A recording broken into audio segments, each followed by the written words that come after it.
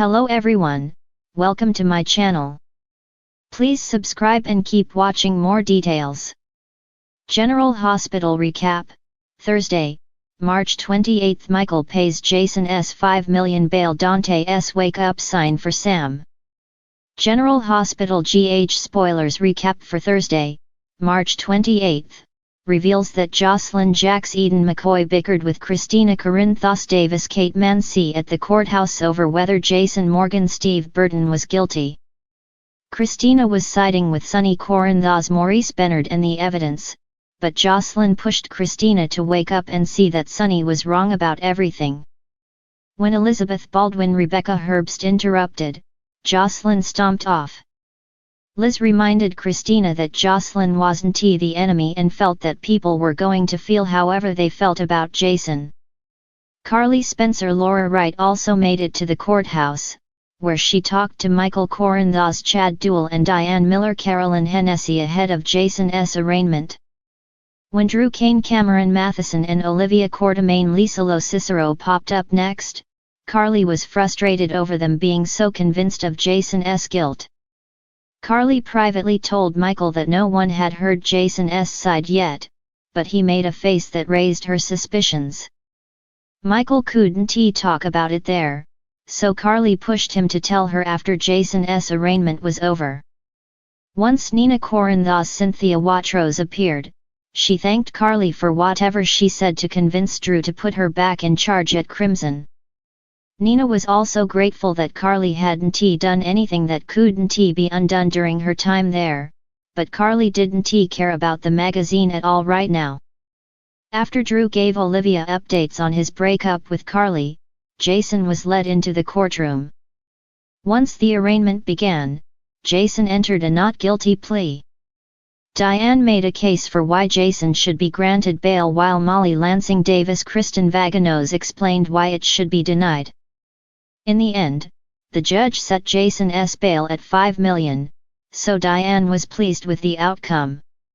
Jason held Carly's hand and hugged her before he was led away. Danny Morgan Asher Antonazan also slipped in and out of Jason's court proceedings, so Elizabeth caught a glimpse of him leaving.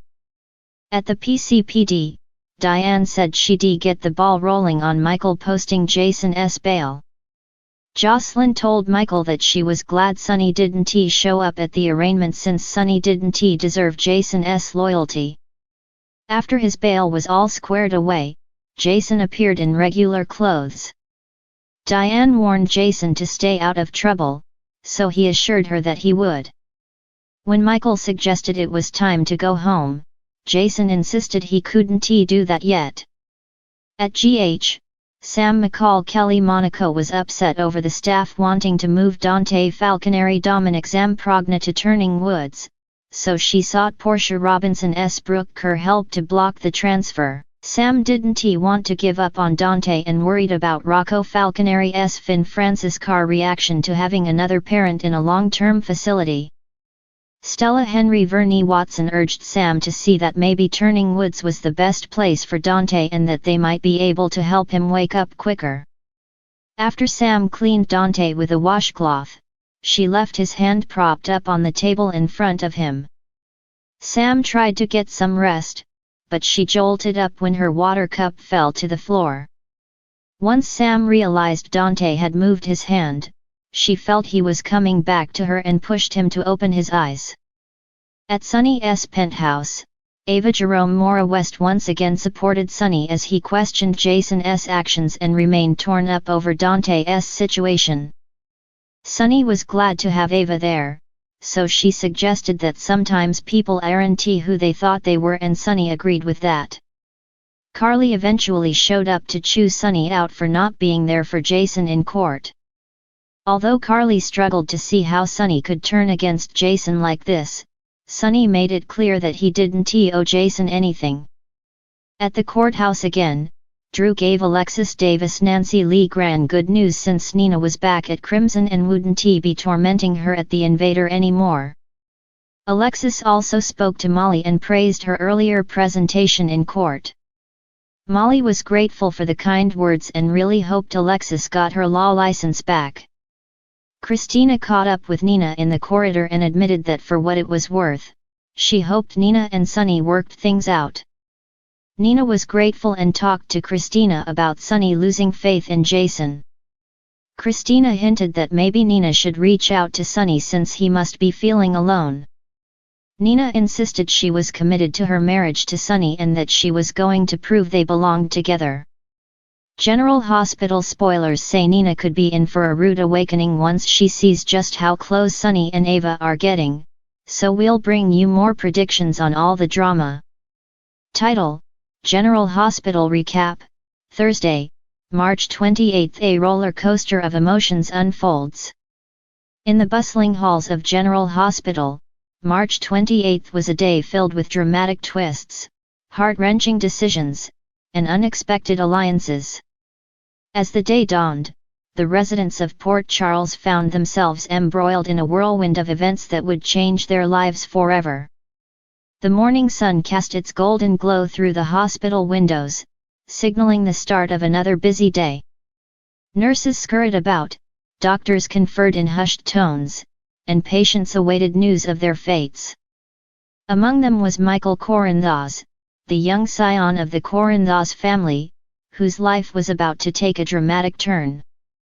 Michael sat in the waiting area, his face a mask of worry and anticipation. His father, Sonny Corinthos, stood by his side, offering silent support. The air crackled with tension as they awaited news of Jason Morgan's fate. Jason, Sonny's trusted friend and Michael's uncle, had been arrested for a crime he didn't commit, and now his freedom hung in the balance. Meanwhile, across town, Sam McCall sat at Dante Falconeri's bedside, her heart heavy with guilt and remorse. Dante, the man she loved and thought she had lost forever, lay motionless, his fate uncertain. As she held his hand, willing him to wake up, Sam prayed for a miracle. Back at the hospital, tension mounted as the clock ticked closer to the bail hearing. Michael paced the floor, his thoughts consumed by worry for Jason. Suddenly, the courtroom doors swung open, and Jason's attorney entered, a triumphant smile on her face. "Michael, Sonny," she called out, her voice filled with relief. "We did it. Jason's bail has been granted." A collective sigh of relief echoed through the room as Michael and Sonny embraced, overcome with emotion. Finally, after days of uncertainty, there was hope. But their joy was short-lived as they realized the staggering amount of Jason's bail: $5 million. Without hesitation, Michael made a decision that would change everything. Drawing on the Corinthos family's vast resources, he pledged to cover Jason's bail, determined to set his uncle free. Sonny tried to protest, but Michael's mind was made up. Jason had always been there for him, and now it was his turn to return the favor. As the courtroom emptied, Michael made his way to Jason's cell, his heart heavy with anticipation. Jason stood at the bars, his expression unreadable. But when Michael revealed the news of his bail, a flicker of emotion crossed Jason's face: gratitude, relief, and something else, something deeper. "Thank you, Michael," he said, his voice hoarse with emotion. "I don't know what to say." "You don't have to say anything," Michael replied, his voice steady. "Your family. We take care of each other." With that, Jason was released from custody, his freedom restored. But as he walked out of the courthouse, he couldn't shake the feeling of unease that gnawed at him. Someone had framed him for a crime he didn't commit, and now he was determined to uncover the truth. Meanwhile, at General Hospital, Sam's vigil at Dante's bedside took a surprising turn. As she sat by his side, lost in thought, a movement caught her eye. Slowly, almost imperceptibly, Dante's fingers twitched, a sign of life amidst the stillness. "Doctor!" Sam cried out, her voice tinged with excitement. "He's moving. Dante's waking up." Doctors and nurses rushed to Dante's bedside, their faces alight with hope. As they examined him, they confirmed what Sam had suspected. Dante was indeed beginning to awaken from his coma. Tears of joy streamed down Sam's face as she watched Dante's eyes flutter open, his gaze finding hers. In that moment, everything else faded away: the guilt, the regret, the uncertainty. All that mattered was the man lying before her, alive and awake. As Dante struggled to speak, Sam leaned in close, her heart overflowing with love. "I'm here, Dante," she whispered, her voice trembling with emotion. "I'm here." And in that moment, as the sun dipped below the horizon and the night sky stretched out before them, two souls found solace in each other's arms. For in the tumult of life in Port Charles, love was the one constant, a beacon of hope in a world filled with uncertainty.